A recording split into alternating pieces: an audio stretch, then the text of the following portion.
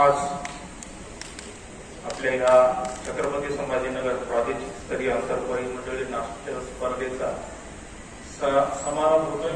किंबहुना बक्षीस समारंभात आपण आता इथून पुढे साजरा करणार आहोत. निश्चितच ही जी 3 नाटकं माझ्या आयुष्यामध्ये मी एवढा वेळ कधी दिलेला नाही आहे. नाटकांना आज या 2 दिवसामध्ये दिलेला आहे. त्यामुळे मला आठवत आहे की पुण्यामध्ये असताना मी कोथरूडला कार्यकार्यालयात असताना आवर्जून 2 नाटकं बघितली होती. वराड चाललं लंडनला लक्ष्मण देशपांडे यांचं नाटक मी पाहिलं होतं. ते पण असं मी स्वतःहून तर गेलो नव्हतो, मित्रांनी नेलं होतं. परंतु त्याच्यानंतर कधी आता मुंबईला आता मला साधारणतः 8 ते 10 वर्ष झालेच काम करतोय. परंतु कधी मला असं सिनेमाघरामध्ये मी गेलो आणि पिक्चर पाहिला असं कधी झालेलं नाही. परंतु माहिती नाही कालपासनं जी 2 नाटकं कालची आणि आजचा एक, आणि मला म्हणजे फोननी पण साथ दिली कारण जास्त काही कॉल आले नाही. त्याच्यामुळे मी पण निवांत होतो आणि खरोखर हे 3ही नाटकं मी मनसोक्त त्यांचा आनंद हा लुटू शकलो. आणि खरोखर आपल्यातली कर्मचारी मंडळी एक वेगळ्या कलागुणांनी किती वेगळ्या पद्धतीने असू शकतात हे मी काल पहिलं जे नाटक जे होतं बेबी त्याच्यामध्ये पण पाहिलं. त्याच्यातनं एक तो मला कुरळ्या केसाचा जानराव जो आप्पा होता तो मनातून लाभला. कारण ह्या व्यक्तीला जर मी महाराष्ट्रासमोर उभं केलं तर मी बरेच कामं करून घेऊ शकतो हे मला काल कळालं. म्हणून आता जेवताना मी त्यांना एक आश्वासन दिलंय की तुम्हाला मी योग्य जागा देईलच. मी हे विसरून जाईल की ते कुठेतरी ऑपरेटर आहेत आणि होते. निश्चितच त्यांच्या कलागुणांचा वापर करून आपल्याला महावितरणची इमेज पण चांगली करता येईल. किंबहुना अशीच माणसं जर ब्रँड अँबॅसेडर झाली महावितरणची तर काही चुकलेलं नाहीये. आणि त्याच्यानंतरच जे नाटक होतं जे सस्पेन्स होतं त्याच्यामध्ये पण 99 जो केस नंबर होता त्याच्यामध्ये तर जे दोघांचं व्यक्तिमत्व पाहिलं अक्षरशः जी आपली भगिनी जी काम करत होती त्या संभाजीनगर मध्ये एक कॉन्स्टंट बेस मध्ये तिचं जे काही पाठांतर पाहिलं कुठे अडकलेली नाही आणि चांगल्या रीतीनं त्यांनी प्रेझेंटेशन केलं. आणि आजचं तर म्हणजे बोलायला काही शब्दच नव्हते. आज मी माझ्या म्हणजे ह्या नाटकाबद्दल मी विशेष कौतुक याच्यासाठी करतो. वैयक्तिक माझं हे कौतुक राहील कारण जे कपाट दाखवलं ना त्या ठिकाणी आणि एक फ्यूज वायरची कॉईल तिथे गुंडाळून ठेवली होती.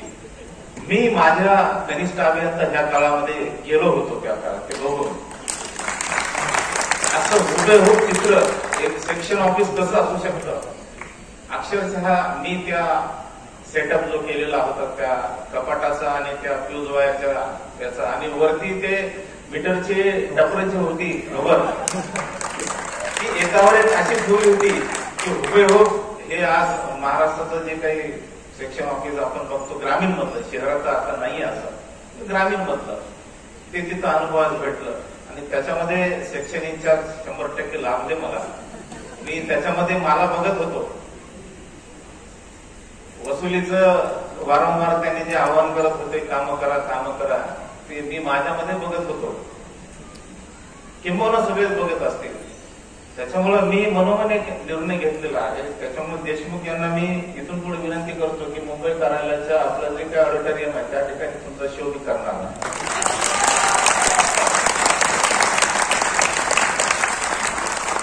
कारण खरं वास्तव्य हे आपल्याला आपल्या मॅनेजमेंटला दाखवता येईल.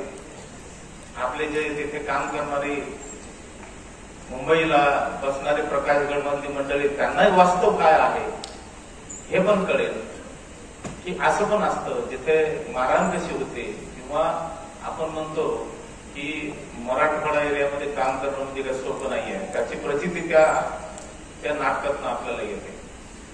त्याच्यामुळे हा शो मी तुम्हाला 8 दिवस अगोदरपर्यंत सांगेल. साहेबांच्या सगळ्या परवानगी घेऊन मी निश्चितच हा शब्द तुम्हाला या प्रसंगी देतो. त्याच्यामुळे मला मनाला भावलेलं आणि विशेषतः ती जी लांडगे, बरोबर आहे, ही मी नांदेडच्या मीटिंग मध्ये तिला माझ्या बाजूला माझ्यामध्ये बसवलं होतं मीटिंग घेताना. मला हे माहित नव्हतं की हे पुढचं कलाकार माझ्यासमोर अशा पद्धतीने येणार आहे. आणि खरोखर सांगतो त्यातलं जे काही प्रसंग मला आवडलेली आहे, जे तुम्ही हिरो पिक्चर मधले गाणं दोघं जण म्हणत होते आणि देशमुखांना तसं असं मागणं लोटून दिलं आणि तो लगेच ज्या पद्धतीने ऍक्शन ती पडली इथं. आता मला प्रश्न पडत होता ह्या माणसाचं वय काय, कारण वीग लावल्यानंतर मी आजच बघत होतो, मला आतापर्यंत ते दिसत होते मी म्हणलं हे एज पर्सन आहे, पण आज त्यांचं जे फिटनेस पाहिलं गेलं, खरोखर त्या फिटनेसला दाद देतो देशमुख साहेब. तुम्ही खरोखर त्या गोष्टीला न्याय दिला. किंबहुना महावितरणमधल्या एका कर्मचाऱ्यांचं जे मनोबल आहे किंवा जी जिद्द आहे महावितरणच्या प्रती, तुमची जी लगन आहे ती खरोखर दाद देण्यासारखी आहे. त्याच्यामुळे मनातून मला हे पटलेलं नाटक आहे असं माझा वैयक्तिक त्याच्याबद्दलचा शेअर आहे.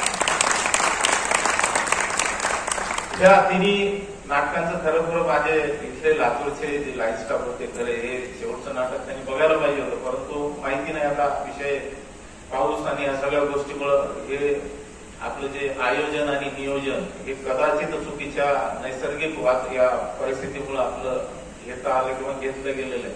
पण भविष्यात हे पुनरावृत्ती होणार नाही याची मी दखल घेईल.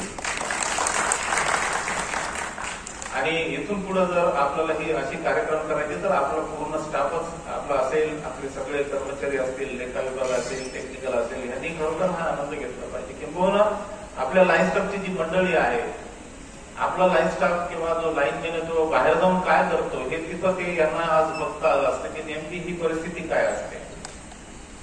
ठीक आहे, जे काही आहे आज चांगला प्रोग्राम ह्या 2 दिवसामध्ये मलाही बघता आला, सगळ्यांना अनुभवता आला. आणि आज सर्वांना मी शुभेच्छा देतो की ह्या तिन्ही टीम वर्क मध्ये कमी तर कुठं दिसली नाही. तिघांनी चांगल्या पद्धतीनं सादरीकरण केलेलं आहे, परंतु कुठेतरी 1, 2, 3 नावाचा विषय असतो.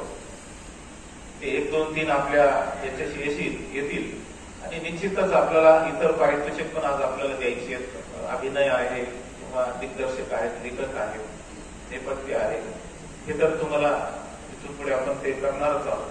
परत एकदा सर्वांना शुभेच्छा देतो आणि इथेच